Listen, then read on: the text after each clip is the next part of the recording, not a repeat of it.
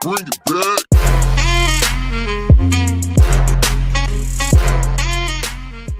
Hi guys, welcome back to another video on Oriental Empires. Back with episode number 7. This time we're definitely going to be at war, or so I hope. We shall see.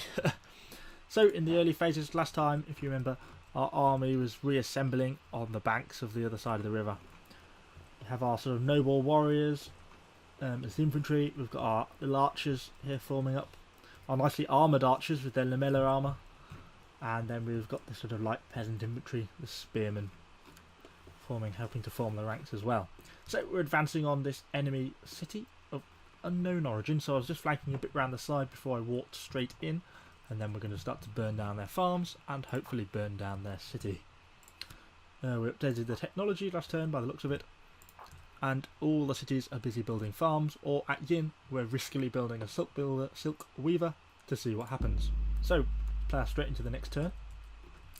So we're also bordering the enemy territory of Zhu, which are going to become a threat at some point in the future and something we're going to have to deal with. So we've just reached Shang.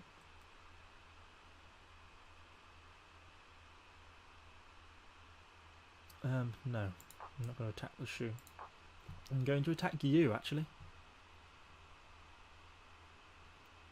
I may attack the Han. Is that the Han I'm sitting next to? That's the question. I wish I could view the map now. That would be a helpful thing. Oh, I shall accept that offer, because I think this is the Han I am.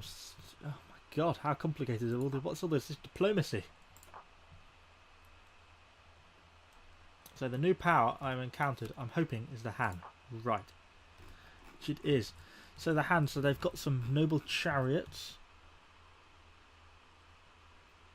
And a large town here, look. But it hasn't even got a wall, look. And it has no garrison. So I'm going to march. Well, we'll march straight down here and burn some of their farms first. Yeah, let's do that. And then next turn, after next, we can try and burn down their city. Let's see how well that goes for us.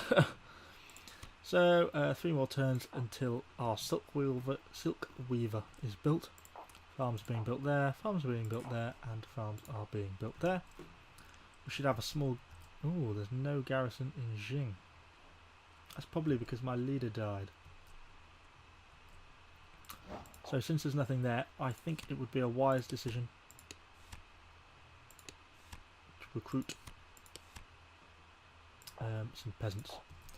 Because you never know when at least a unit of bandits may show up, and that will just cause chaos. Check the technology quickly, make sure it's all good for, and then let's head into one slightly nervous first attack.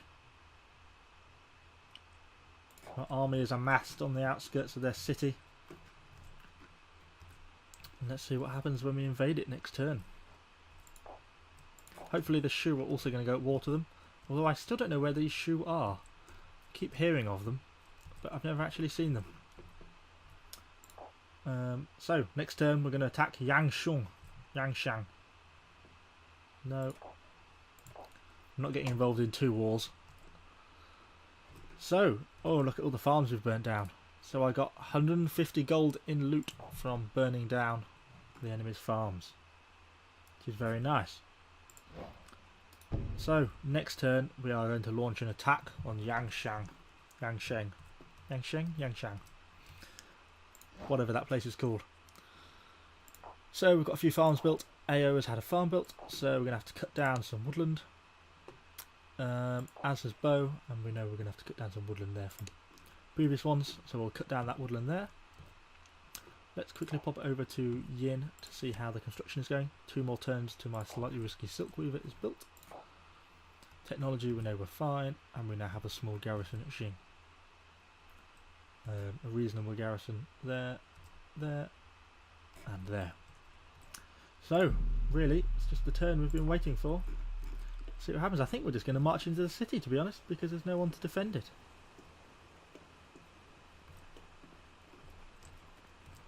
Little peasants didn't have no idea what was going on.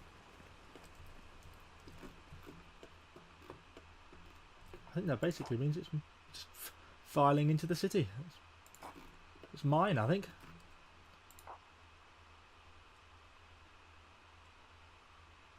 Let's see if anything's going to happen over this next turn. Oh, that is it. That was... Things are going well. That was a very successful opening. Open the screen for set to decide whether to occupy, sack, or destroy it. Totally destroy the settlement and kill all its people. Allow your troops to sack the settlement and carry it. This will cause some collateral damage, but you will keep a share of the spoils. Loot to be taken 1280. See, I am tempted to destroy the settlement, which will cause some collateral damage. Population to be killed 17. Buildings that will be damaged 2. Because the problem is, if I keep this building, it's on the other side of a river, not really... Should we sack it? Yeah. This gave us a massive increase in money, although we have still got the settlement, which is a bit unfortunate. I can't disband it because it's still too large. Well, that's given us a very nice little boost in money, which is really what we needed. Next turn, that will allow us to upgrade one of our cities to a larger city. So it's probably all worth it. So they're just going to wait here for a little bit now. Have we got 4 turns worth of turmoil? I might not even bother to try and hold on to the city. I may just move straight on to the next one and just consider this as sort of an aggressive sort of looting raid, and then just immediately abandon the city again straight away afterwards. So let's press straight into the next turn. I'm liking the fact that that was successfully looted like that. Yeah, if it gets captured, if they capture it back, I then could just capture it straight back and then destroy it. Ah, so the Silk Weaver has been built. A miraculous converted by... So, let's have a quick look at internal trade. I get 13. And in external trade, I am making... So that's what? 45, 57... 57, 67, 70. So I'm currently losing 10 on that Silk Weaver. It'll be interesting to see if that develops over coming turns or not. So the Grand Army is just going to move straight out and start burning down some other people's farms, since I really care not for Shang.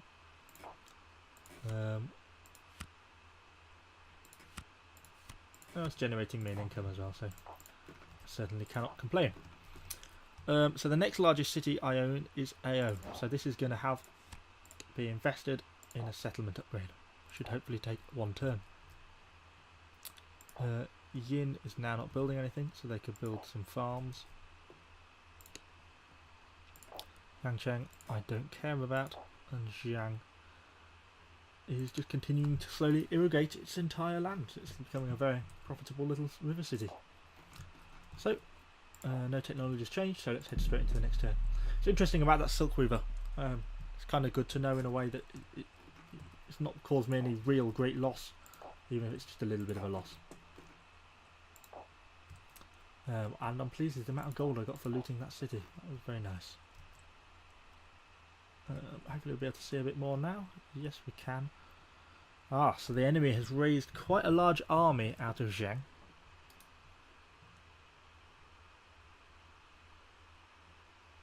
Okay, so it's a disease in the nearby. And we've got another 150 gold from burning down their farm.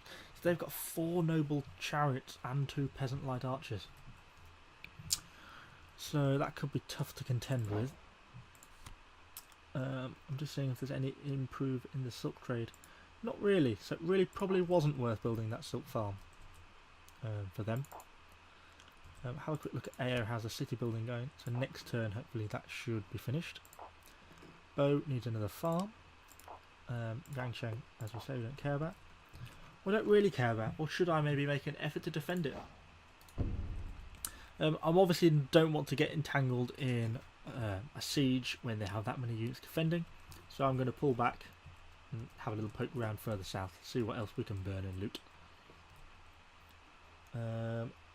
Okay, we may be able to, we'll give it a couple of turns, see what happens, but we may be able to consider enforcing like a sort of a tribute from them, something like that. I assume something I can do that from a diplomatic option. Maybe get them to accept peace through sort of and give them their city back, something like that. Oh, right, okay. So this is interesting. So they have multiple armies, multiple large armies. So there's 6 units of peasant light spearmen they have formed up, and 7 units of peasant light spearmen there. So, one, we've looted a bit of gold from them. We've lost a lot of farmland at their captured city. Settlement is upgraded. Some bandits have... Wow. Our leader dies. But... Oh, does that mean we've lost our noble? Yeah, that's a little bit concerning. An heir succeeded, and we completed the technology. So, that was a very eventful turn. So their power is much stronger. Okay.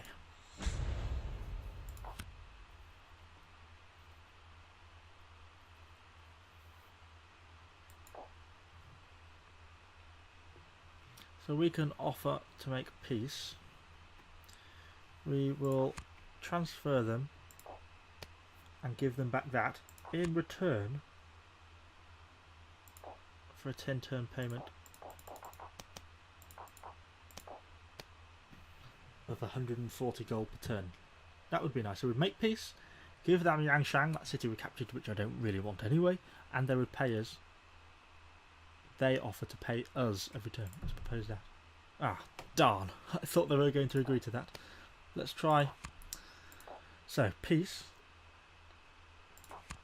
We would give them Shang.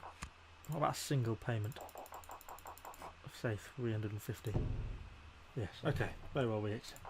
Okay, so that's interesting to know. So we've had a little bit of a skirmish, and we have made peace. They've got their crappy little city back, and we can now march out of here safely, having made a very good amount of money out of the whole thing. So that was nice and successful, I think, for an initial raid on what looks to be a much stronger enemy with much larger cities. Our settlement has now successfully upgraded, which is good. See, this sort of thing should hopefully now increase the turn-to-turn trade as well. Yeah, it's given a little bit more, 23 per turn. So I think it's all worthwhile doing. I'll probably have a look and see if where could be a good one to build this, like another city. I could build another city out here somewhere, so then it would connect to Yin as well. That would probably be worthwhile doing. Actually, that would definitely be worthwhile doing. So let's, out of bow, hire some settlers and some light spear militia to go with them. So take them and them, and they are going to move down here and establish a new city next to Yin. So then Yin is the capital, like a four-way crossroads of interconnected super cities. Well, this is no longer my city, so it shouldn't have this option, really. Hopefully that will disappear in the next turn or two. I think I finished the technology, which I did. So let's have a quick look at what we can do. Increase food production 5% by having proper wells. Seems a very much worthwhile technology to invest in. And the rest of it is just nothing. So let's push into the next turn.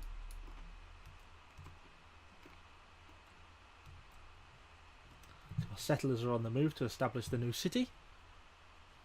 It's not going to have any of the advantages of, you know, like the fish or that sort of thing, but in the long term it's going to give advantages in terms of trade, and that's more important to me than anything else. So I think it's worthwhile doing.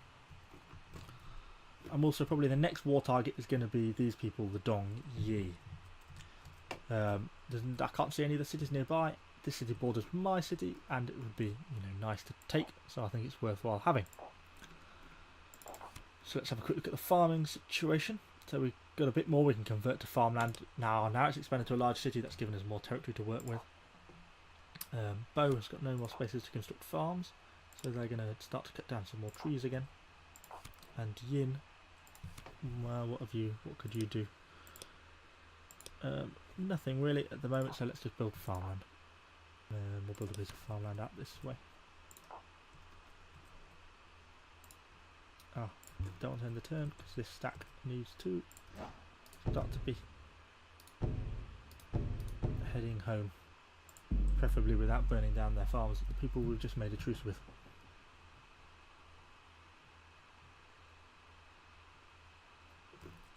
I don't think any bandits should have spawned, which they didn't like to have, which is good.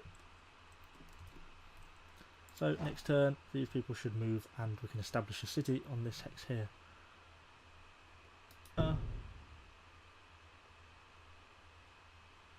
Yeah, okay, we'll build there. Seems like a good spot. That's enemy bandits on the river, so we'll move. Yeah, we'll move to there, and then we should be able to. Oh no, we'll have to cross at that point, so we might have to go and attack the bandits yet. Anyway, where we've got a farm has just been built at Shang, which is the irrigation. This is now becoming a rapidly successful and well irrigated area, so we'll continue building that up. Technology is all in hand, and well, nothing else to build. Straight into the next turn.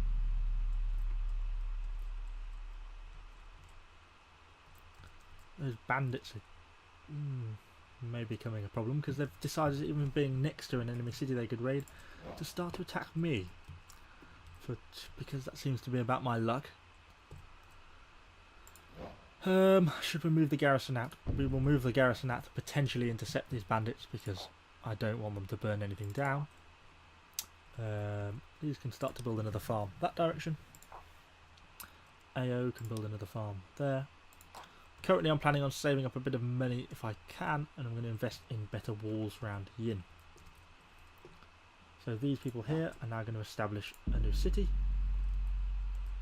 Shang, Jing. Two Jings. Shang. Okay. Some cities with some complicated names. So obviously, as always, first things first, just going to invest in farming.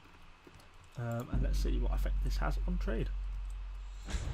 Okay, so we are engaging the bandits. What do they have? Long spearmen, light spearmen. Our noble warriors should beat one of their units, so we should be okay. Fast forward introduces a bit of lag. One of them is broken,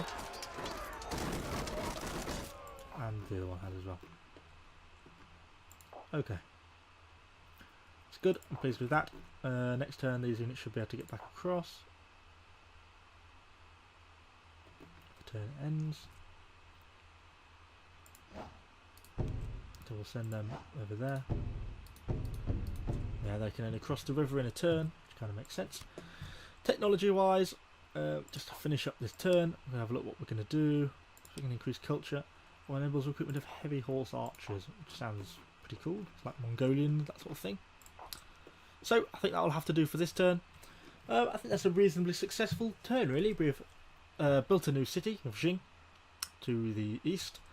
We successfully raided, captured, and looted Yangcheng from the much more powerful Han nation, and now, yeah, we're on the way back. So I don't know how they seem to have got trade going between all their cities rather than me, which is just out of Yin. So I may have a look at possibly in future turns investing in bazaars in places like Ao, Bo, and Jing, since these are now equally large cities, which may get trade all the way back, like these people seem to have between all their cities. So, hope you've enjoyed this video. Hope you've at least found it a little bit informative with things like the Silk Weaver and the combat. Thanks guys, and I'll see you on the next one.